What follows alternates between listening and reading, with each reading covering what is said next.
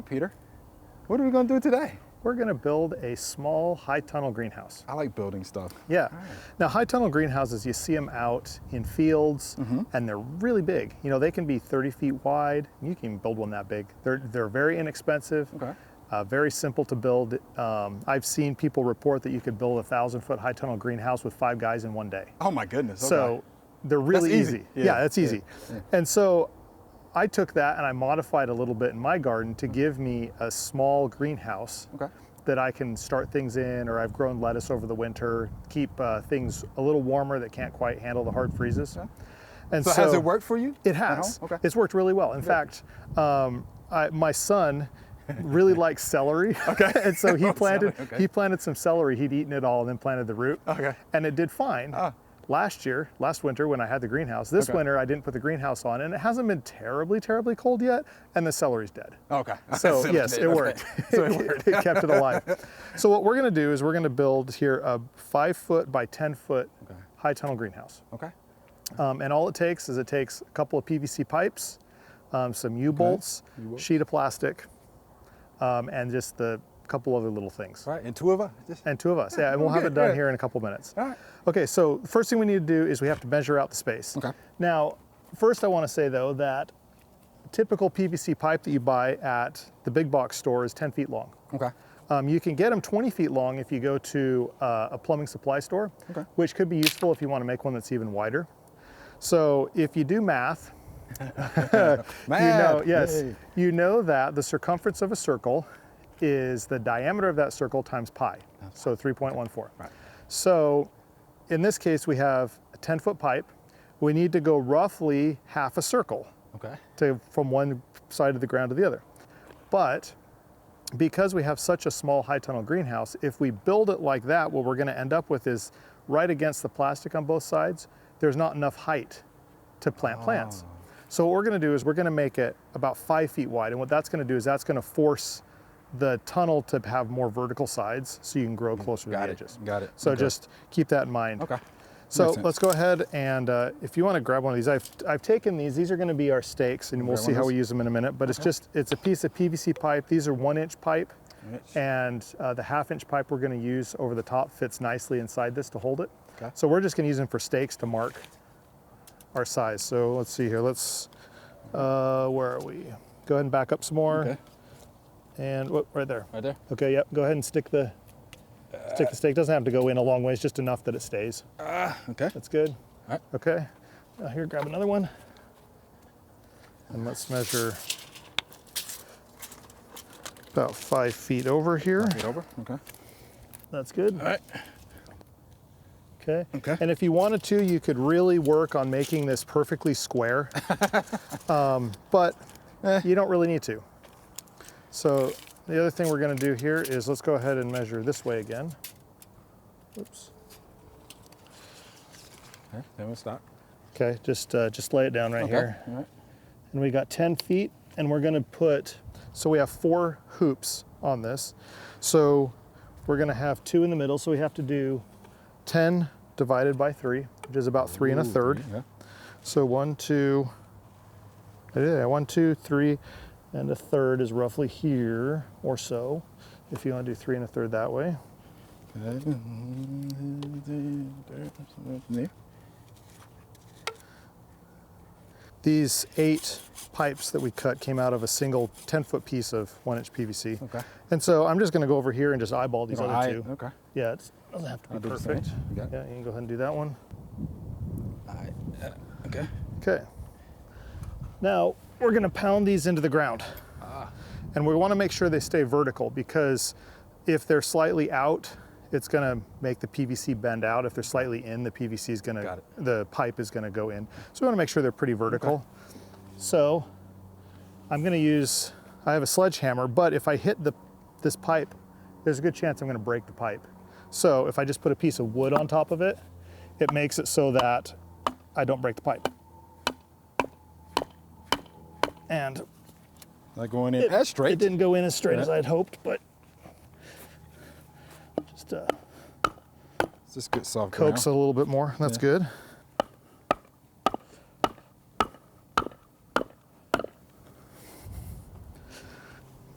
running away on me. There we go. Okay. So that is our foundation. Okay. So now if you want to grab the end of that, and let's go over here and go ahead and slip your end in there. Right. Right. Okay, and then I'm just going to take this end and bend it down like this. Hey. All right. There we go. All right. So we got to do that works. 3 more times here. And when you're bending it, you don't want to like grab here and pull. Yeah. You kind of want to push it to create the bend. Otherwise you'll kind of pull your pipe out weird. So now each of these is by itself is pretty wobbly. Yeah.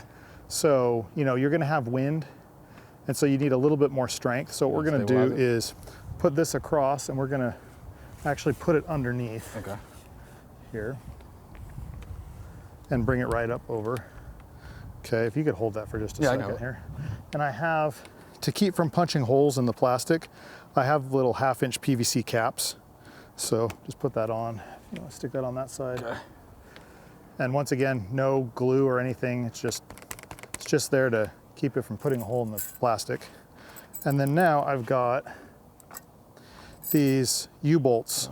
This is what we're going to use to hold this cross piece to the, and I'm going to start over here so I make sure I don't run out of space. Yes.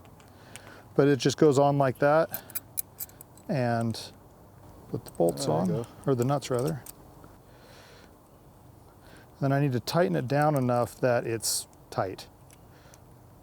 If you had a very large high tunnel greenhouse, you know, if you had one that was 10 or 15 feet wide, you would probably want to have another couple of these just to hold it together. Okay. But because ours is small, we only need one. And I'm gonna come back and use a tool on that, but let's just get the rest in place so that we know they fit. So yeah, it's very forgiving construction. You can fudge it a few inches one way or the other and it doesn't matter. And once this is all together with plastic on it and all that stuff, it's actually pretty wind resistant. And then you want to tighten it, because this is, like, if you see, I can move it. So we're going to tighten it with a wrench. Now you don't want to over tighten it because it's strong enough that you could actually crush the pipe. There's about 1 turn past finger tight. Now we've got plastic sheet here. It needs to be as long as the greenhouse, and then it has to get to the ground over there, plus probably a couple feet. Let's do about that. Okay.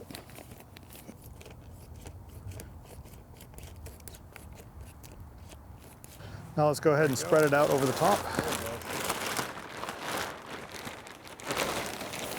This way.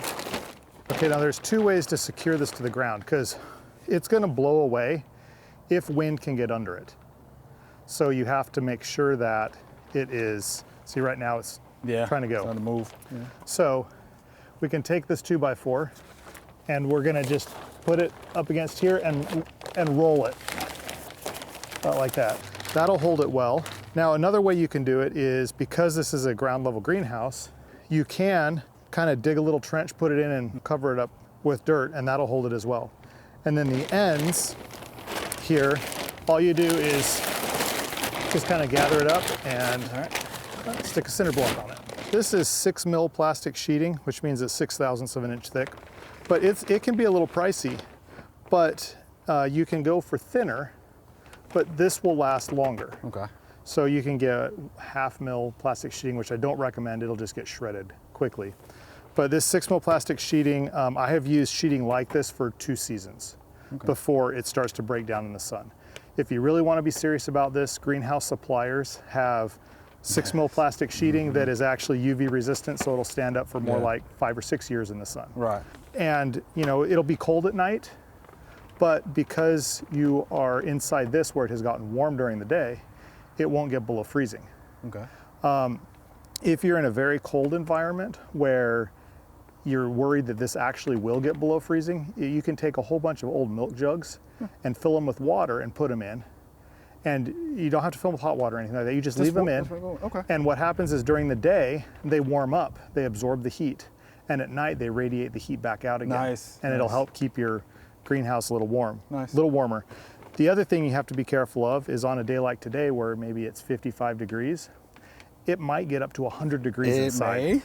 So you may need to come out and you can just take the cinder blocks off the back, fold the back up a little bit so you get some wind flow through there. Let it breathe a little bit. Yeah, and that'll keep it from getting really hot. Yeah. And then, you could do something like this, and if you planted, you could plant your vegetables or your flowers the way you want them. When it's all done, like when it gets warm enough that you don't need it anymore, you can take it apart, pull the stakes out, go put it in your garage for next year, and they just continue growing exactly where they are. How about that? Yeah, just 2 people. Yeah. Yeah, Two people easy. in, what it take us, 10, 15 minutes to do it? Yeah. I think folks can handle that. Yeah. So thank you much, Peter. Appreciate that. Yeah, if it can grow celery, it can grow everything else, right? Exactly. Thanks for watching the video. If you enjoyed it, please click the subscribe button below.